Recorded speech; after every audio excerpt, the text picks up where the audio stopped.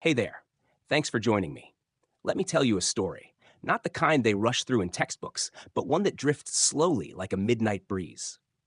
You may have heard of Troy. You may have heard of Helen. But I promise you've never heard it quite like this. The story of the Trojan War begins long before the first spear was thrown. It begins, in fact, with a wedding. Thetis, a sea nymph, was to be married to Peleus, a mortal man, and their wedding was the event of the season, drawing gods and mortals alike to the celebration. Every deity was invited, except Eris, the goddess of discord. Angered by this slight, Eris arrived uninvited, bringing with her a golden apple inscribed with the words, "To the fairest." She threw the apple into the crowd of goddesses, and chaos ensued. Hera, Athena, and Aphrodite each claimed the apple as rightfully theirs. Unable to settle the matter, they turned to Zeus for judgment. Zeus, perhaps wisely, declined to choose among them and instead appointed Paris, a prince of Troy, to be the judge. Paris was a shepherd at the time, living far from the city on Mount Ida. Each goddess attempted to sway his decision with a bribe. Hera promised him power and dominion over all of Asia. Athena offered him wisdom and success in battle.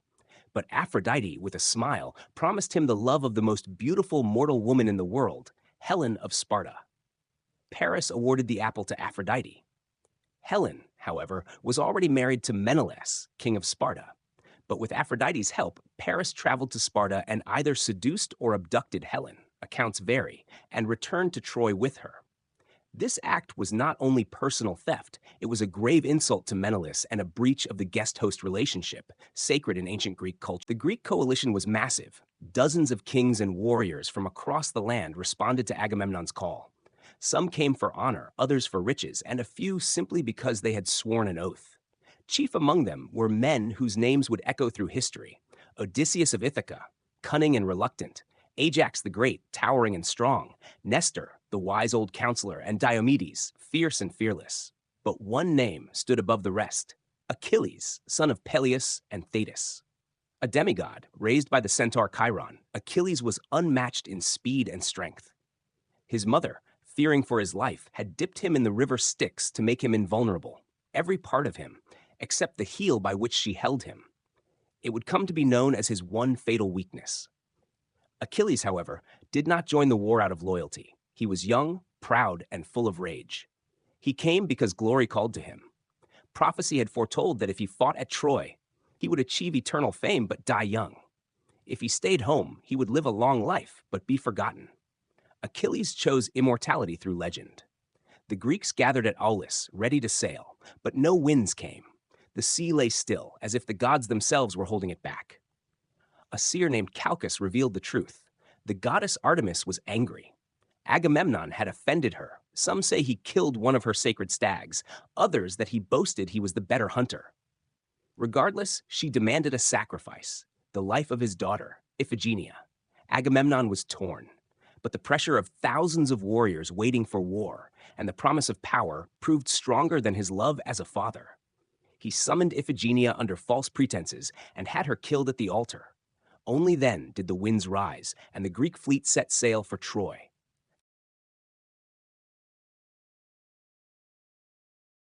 The Greek fleet finally arrived at the shores of Troy, their black ships stretching along the coastline like a forest of masts. Trumpets did not sound. There was no immediate battle.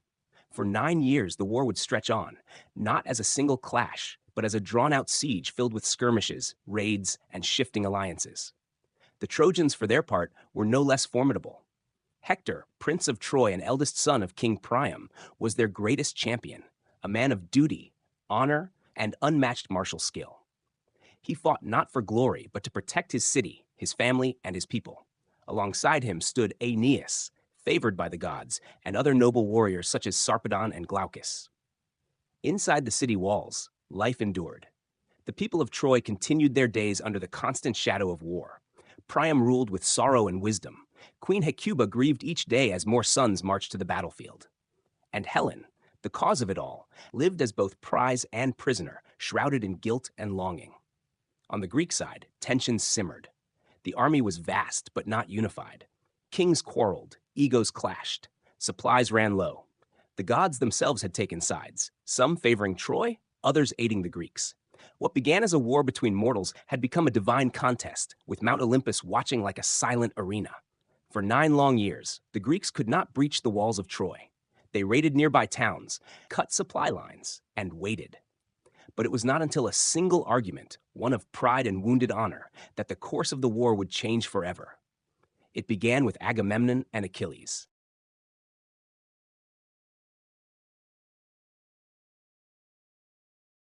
Agamemnon, commander of the Greek forces, had taken a woman named Chryseis as a war prize, daughter of a Trojan priest of Apollo. Her father begged for her return, offering a ransom, but Agamemnon refused. In retaliation, Apollo unleashed a plague upon the Greek camp, arrows of disease raining down upon the soldiers day and night. As the death toll rose, the Greeks demanded a solution. The seer Calchas revealed the cause, and reluctantly, Agamemnon agreed to return Chryseis, but only if he could take another prize in her place. He chose Briseis, a woman who had been awarded to Achilles. It was a fatal insult. Achilles, furious, withdrew from the war. He refused to fight, refused to lead his men, and even prayed to his mother Thetis to ask Zeus to tip the war in favor of the Trojans. Without their greatest warrior, the Greeks faltered. The Trojans pushed forward. Hector led charge after charge, driving the Greeks back toward their ships. The balance of power had shifted. Achilles sat in his tent, burning with pride and wrath as his comrades died on the battlefield. He would not move. Not yet. Not until the loss became too personal to ignore.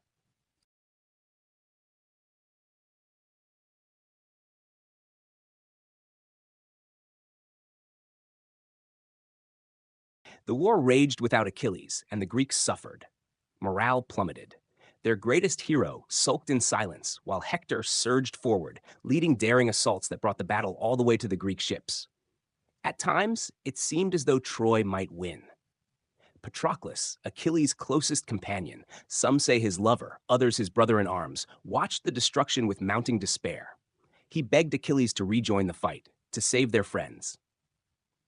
But Achilles would not yield. His pride was greater than his anger, and his anger greater than his pity. So Patroclus made a desperate plea to wear Achilles' armor and lead his warriors, the Myrmidons, into battle. Perhaps, he reasoned, the sight of Achilles on the field, though false, would turn the tide. Achilles agreed, but with a warning: drive the Trojans back, but do not chase them to the gates of Troy. Patroclus rode into battle, gleaming like a god in Achilles' armor. The Greeks rallied behind him. The Trojans fell back in fear. For a moment, victory seemed within reach. But Patroclus did not stop. Blinded by momentum, he pursued the Trojans beyond the safety Achilles had instructed. There, beneath the towering walls of Troy, he met Hector. They fought, and Hector killed him. Not knowing it was Patroclus beneath the armor, Hector believed he had slain Achilles himself. When the body was returned to the Greeks and the truth revealed, Achilles broke. Grief replaced pride. His wrath reignited, not against Agamemnon, but against Hector. And now, nothing would stop him from returning to the war.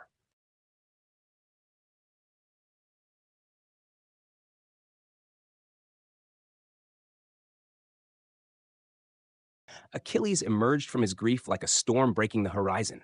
He vowed revenge, not just in words, but in blood. First, he sought new armor, as Hector had stripped the old set from Patroclus. His mother, Thetis, rose from the sea and pleaded with the god Hephaestus to forge something new, something divine. The armor Hephaestus crafted was unlike any other. The shield alone was a masterpiece. It bore images of the world itself, cities at peace and at war, the stars above, the earth below. With this gift, Achilles returned to the battlefield, no longer a sulking prince, but a wrathful god among men. When he rejoined the fight, the Greeks surged forward with renewed fury. No one could stand before him. He cut through Trojan lines like a flame through dry grass. The river Scamander, swollen with the blood of the fallen, tried to drown him for the slaughter, but even the gods could not quench his rage. Finally, he found Hector. The Prince of Troy stood outside the walls, waiting, knowing what must come. He could have retreated, taken shelter behind the gates, but honor bound him. They circled each other, warrior against warrior, vengeance against duty. And when Achilles struck, it was swift and final. Hector fell, but Achilles was not yet satisfied. In his fury, he tied Hector's body to his chariot and dragged it around the walls of Troy, again and again, in full view of the city. Grief gripped Troy, and even the gods turned their eyes away. It was not until King Priam, Hector's aged father, came to the Greek camp under cover of night, braving death, begging for the return of his son's body, that Achilles' heart cracked. The two men wept together, one for a son lost, the other for a friend gone. At last, Achilles relented. He returned Hector's body to Troy, and for a brief after Hector's funeral, the war dragged on with a bitter rhythm. Both sides had suffered great losses, but neither would yield. The Greeks, now without Achilles' leadership, since he too was fated to fall, struggled to maintain their momentum. The Trojans, though battered, took courage in his absence. Achilles' death came not in glorious battle, but from the shadows. Paris, aided by Apollo, shot a single arrow that struck Achilles in the heel, the only part of his body left vulnerable. Some say it was fate. Others say it was the gods settling their own scores. Either way, the greatest warrior of the age was gone. Mourning swept the Greek camp. They held games in his honor, burned his body, and mixed his ashes with those of Patroclus, uniting them in death as they had been in life. But the war did not end with Achilles. In fact, it entered its final, most desperate phase. The Greeks turned to cunning rather than force. Odysseus, ever the strategist, began plotting. A prophecy had spoken of three things necessary for Troy to fall: the bow of Heracles, the bones of Pelops, and the presence of Achilles' son. One by one, these relics and heirs were sought and brought to the battlefield. Even Philoctetes, long abandoned on a distant island, was retrieved with Heracles' bow and convinced to fight. With each piece in place, the Greeks began crafting their final deception, one that would turn the tide not with swords, but with silence and wood.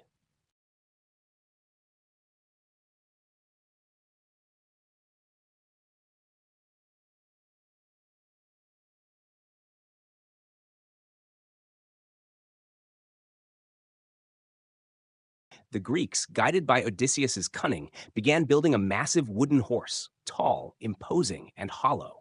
It was constructed not as a weapon, but as a gift. The plan was simple in its elegance: make the Trojans believe the war was over and the Greeks had given up. A rumor was spread, deliberately, through a man left behind named Sinon. He claimed the Greeks had sailed away, abandoning the war, and that the horse was an offering to Athena, meant to ensure their safe return. He warned that to destroy it would bring divine wrath, but to bring it into the city would bless Troy forever. The Trojans debated. Some were wary, especially Laocoon, a priest, who warned against accepting gifts from the enemy. He even hurled a spear into the horse's side. But just then, sea serpents emerged from the water and killed Laocoon and his sons, an act interpreted as punishment from the gods. Fear and superstition won. The gates were opened, and the horse was dragged inside the city with celebration. That night, as Troy feasted in triumph and slept in peace, the Greek soldiers hidden inside the horse emerged. They opened the gates to the returning army under cover of darkness. Troy, unsuspecting and unprepared, began to fall, not to an army. The city burned. Once the gates were opened from within, the Greek army flooded into Troy under cover of night. The streets, once full of celebration, turned to chaos and bloodshed. Warriors stormed through homes and temples, cutting down any who resisted. Fires broke out across the city, lighting the sky with a red, unholy glow. Priam, the aged king of Troy, was cut down at the altar of Zeus, helpless and unarmed. His sons fell beside him, one after another. Hecuba, his queen, watched her family die, her screams lost in the roar of flames and steel. Elsewhere in the palace, women and children were dragged from their chambers. Some were taken as slaves, others as trophies. Cassandra, the doomed prophetess no one ever believed, was seized and defiled in the temple of Athena, an act that would bring its own curse upon the Greeks. Andromache, Hector's widow, clutched her young son, Astyanax. But even he, the last male heir to Troy, was not spared. The Greeks feared he would one day rise to avenge his city. They threw him from the walls. Only a few escaped. Aeneas, carrying his father on his back and leading his young son by the hand, fled through the ruins. Guided by fate and the will of the gods, he would one day build a new city, far from the ashes of Troy. By morning, the once proud city was no more. Troy had fallen, not just by the sword, but by pride, by vengeance, and by with Troy reduced to ashes and its people scattered or enslaved, the Greek victors prepared to return home. But the gods, angered by the Greeks' cruelty, especially their desecration of temples and the violence done in sacred places, had other plans. The journey home would not be simple. The fleet that once arrived with purpose now sailed back in disarray. Storms rose, ships scattered, and heroes were tested not just by war, but by the whims of the divine. Menelaus, having reclaimed Helen, wandered for years across distant seas before finally returning to Sparta. His reunion with Helen was quiet, marked by silence more than joy. Some say they lived in peace. Others say the ghosts of the war never left them. Agamemnon returned to Mycenae in triumph, but his homecoming was no victory. His wife, Clytemnestra, still seethed with rage over the sacrifice of their daughter, Iphigenia. As he stepped into his palace, she welcomed him with a blade. Agamemnon was murdered in his own hall, and blood again stained the house of Atreus. Odysseus's journey was the longest of all. For 10 years he wandered, facing monsters, temptresses, and the wrath of gods. His story would become legend in its own right. But that is a tale for another time. As for the few Trojans who escaped, they wandered in exile, seeking refuge in strange lands. Their grief was deep, but so too was their will to survive. Among them, Aeneas carried not just memory, but a vision, a hope that from the ruins of Troy, something new could rise. The war was over. The price had been. The Trojan War left more than ruins and broken kings. It left a legacy that would ripple through centuries. Bards would sing of it by firelight. Sculptors would carve it into marble, and poets would immortalize it in verse. What began as a quarrel over a golden apple had reshaped the ancient world. In the aftermath, no one remained untouched.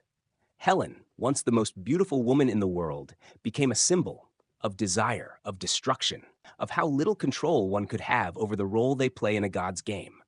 Some said she aged without beauty, haunted by guilt. Others claimed she returned to Sparta and lived out her days in quiet dignity, a queen once more. Achilles, though long dead, became larger than life. His story, his rage, his grief, his fall, was told again and again, not just for his strength, but for the tragic choice he made between life and glory. Paris was remembered not as a prince, but as the man whose decision doomed a kingdom.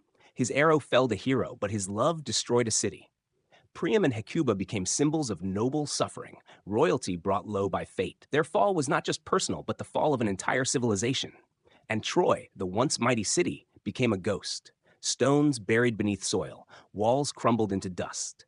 But in memory, in story, it endured. Because the Trojan War was never just about war. It was about pride, about love, about vengeance and destiny. And in the quiet hours of the night, when the world slows and minds wander, it remains, drifting like smoke across history.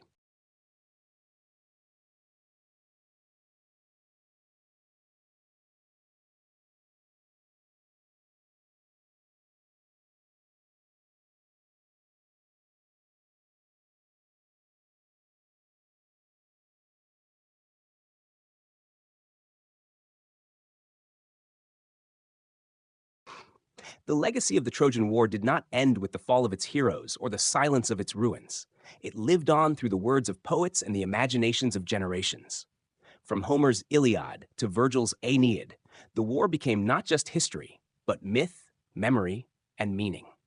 In ancient Greece, children learned of Hector's nobility and Achilles' fury. They heard of Odysseus' cleverness and Ajax's brute strength. These were not just stories. They were lessons, mirrors, warnings. To be brave like Achilles, but not proud. To be wise like Odysseus, but not cunning without conscience. To honor the gods, to fear their wrath. The gods themselves, once players in the war, faded into legend too. Athena's wisdom, Apollo's arrows, Zeus's impartial throne, all part of a world that blurred the line between divine and mortal. In these tales, gods did not rule from afar. They loved, they lied, they meddled, and they paid the price too, in stories passed down like sacred echoes. But perhaps the greatest echo came from the survivors, not the warriors who died with fame, but those who carried the scars. The women taken as slaves, the children orphaned. The cities burned not for power, but because someone somewhere insulted a god or broke an oath. These quiet stories endured in whispers, in lullabies, in broken hymns.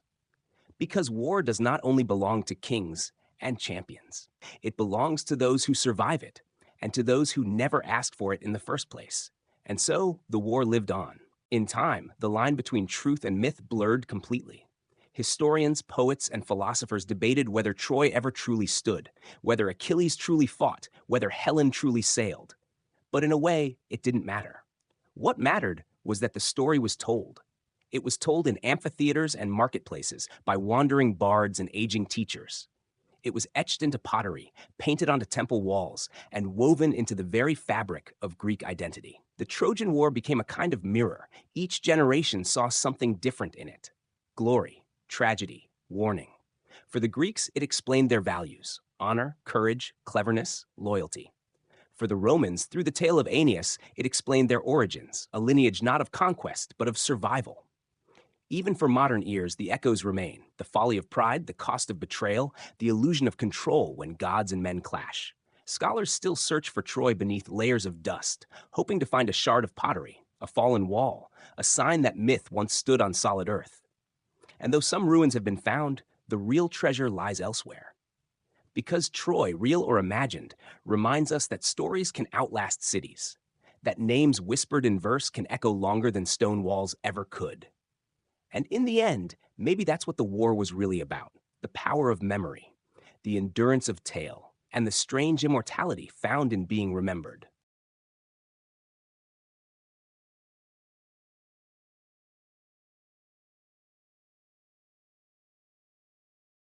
In time, the line between truth and myth blurred completely. Historians, poets, and philosophers debated whether Troy ever truly stood, whether Achilles truly fought, whether Helen truly sailed. But in a way, it didn't matter. What mattered was that the story was told. It was told in amphitheaters and marketplaces, by wandering bards and aging teachers. It was etched into pottery, painted onto temple walls, and woven into the very fabric of Greek identity. The Trojan War became a kind of mirror. Each generation saw something different in it: glory, tragedy, warning. For the Greeks, it explained their values: honor, courage, cleverness, loyalty. For the Romans, through the tale of Aeneas, it explained their origins, a lineage not of conquest, but of survival. Even for modern ears, the echoes remain: the folly of pride, the cost of betrayal, the illusion of control when gods and men clash. Scholars still search for Troy beneath layers of dust, hoping to find a shard of pottery, a fallen wall, a sign that myth once stood on solid earth. And though some ruins have been found, the real treasure lies elsewhere. Because Troy, real or imagined, reminds us that stories can outlast cities, that names whispered in verse can echo longer than stone walls ever could. And in the end, maybe that's what the war was really about: the power of memory, the endurance of tale, and the strange immortality found in being remembered.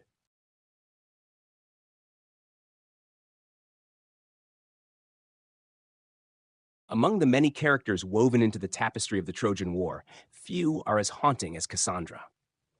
She was the daughter of Priam and Hecuba, blessed with the gift of prophecy by Apollo himself.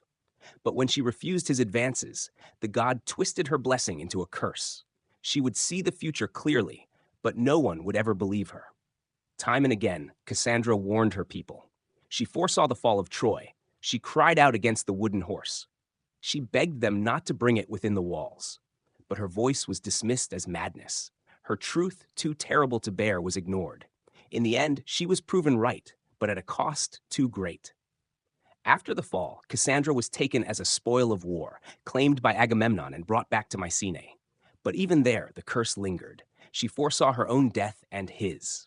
She saw the blade of Clytemnestra before it ever left its sheath.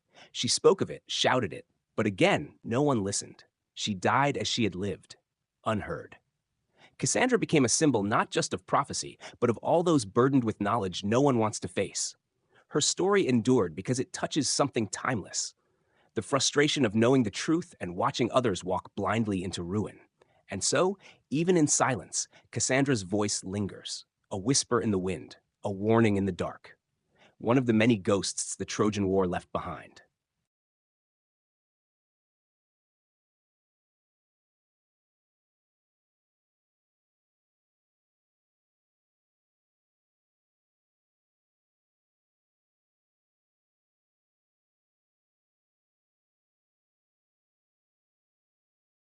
Then there was Aeneas. Unlike the Greek heroes, whose stories often ended in fire or blood, Aeneas was marked by something different: endurance. The son of the goddess Aphrodite and a mortal prince, he fought bravely in defense of Troy, though his name never carried the same weight as Hector or Paris. But Aeneas was not meant to die on the battlefield. He was meant to carry something forward. As Troy burned around him, he did not search for vengeance or glory. He gathered what remained of his family, his aged father Anchises on his back, his young son Ascanius at his side, and fled the ruins. His wife, Creusa, was lost in the chaos. Her spirit would appear to him only briefly, urging him to move on. With a small band of survivors, Aeneas set sail. He wandered across the sea, from island to island, enduring storms and trials. He faced the wrath of Juno, the heartbreak of Dido, the descent into the underworld. All the while, he carried with him the ashes of Troy and the hope of something new. In time, his journey led him to the shores of Italy. There, he was told, his descendants would build a new city, one greater than any that had come before, a city that would rule the world. Rome. The Romans would later claim Aeneas as their forefather, a man who rose not through conquest but through loss and duty. He became a different kind of hero, not the slayer of foes but the builder of futures. And in that, perhaps, Aeneas was the true heir of Troy. Not because he won the war, but because he survived it. The gods, though once so present in the war, began to fade from its ending. Their influence had been undeniable, blessing some, cursing others, tilting the fates of men with a mere glance or whisper. But as the dust of Troy settled, their roles became quieter, their judgments more distant. Zeus, who had watched the war from above with a kind of weary detachment, let the outcome unfold without further interference.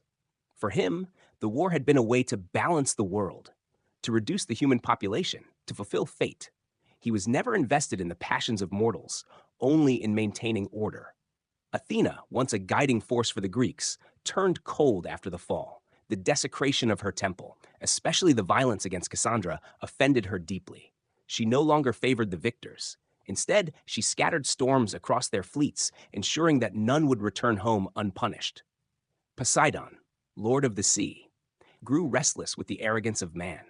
He had helped the Greeks build the walls of Troy once, centuries before. To see them fall, to see mortals forget their place, stirred an old anger in him. He would play a part in many of the misfortunes that followed the war, and Aphrodite, who had begun the war by promising love, stood quietly among the ruins. Her son, Aeneas, had escaped. Her city had fallen. Her influence had changed the world, not with violence, but with desire. The gods had shaped the Trojan War, but they too had been changed by it. Their games had real consequences, and as mortal men paid the price, the immortals retreated, leaving behind only stories, statues, and silence. In the end, even the gods could not control everything.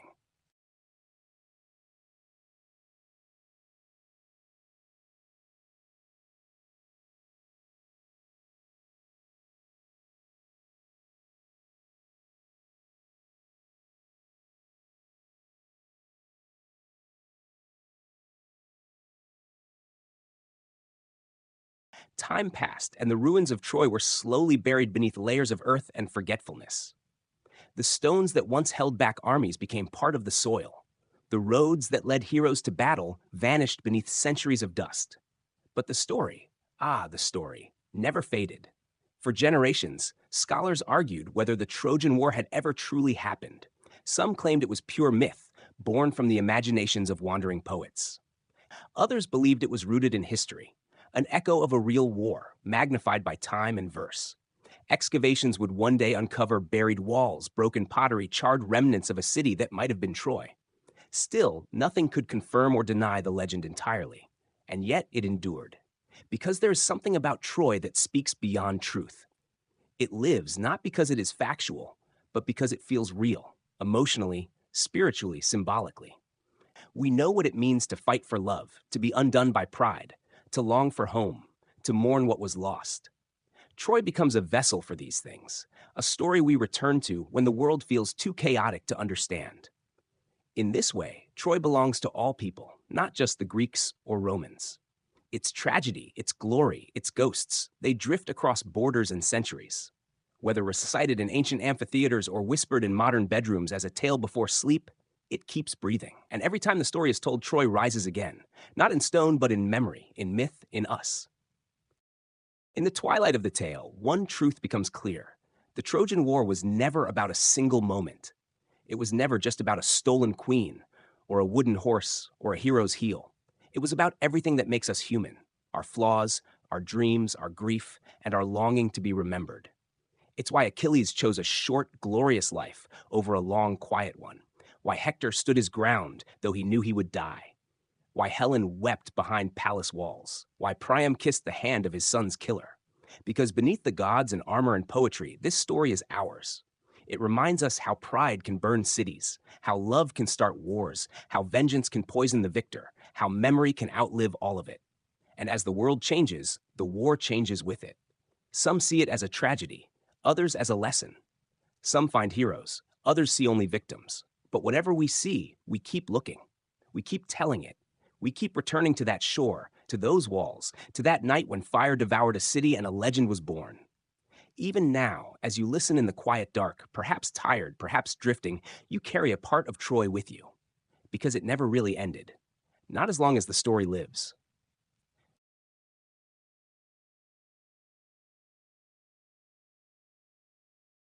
And so we've come to the end. Not of the war, but of the telling.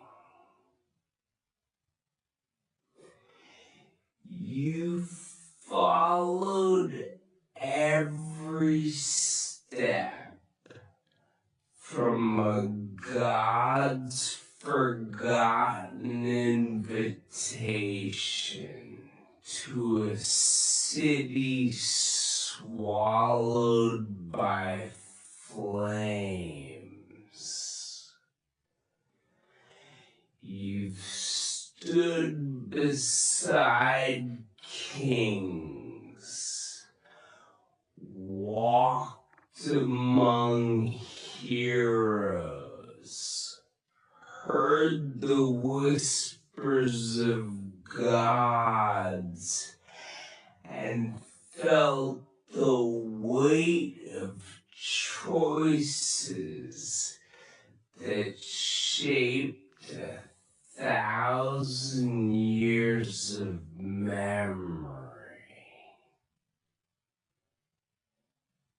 But here's the secret that lingers long after the last sword is sheathed and the last line is spoken.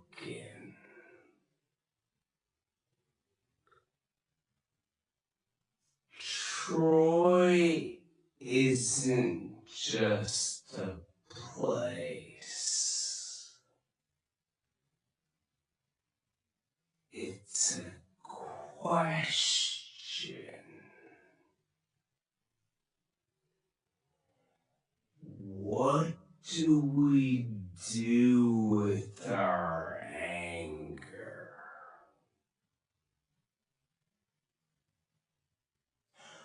What are we willing to sacrifice for love? When does pride become ruin?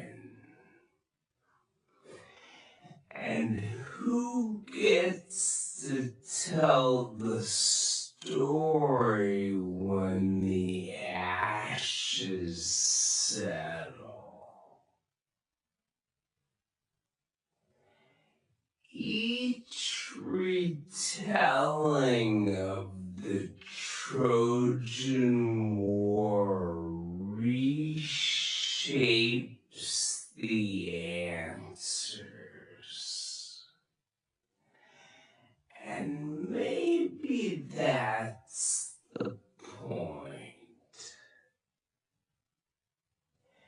Maybe Troy survives not in ruins, but in reflection. in the hearts of those who remember, and in the silence that follows a tale well told. So if you're lying there now, eyes heavy, breath slow, know this: the war is over. The gods have gone quiet, and the firelight has faded. But the story, your story, our story, keeps moving quietly, gently through the dark. Good night, and may Troy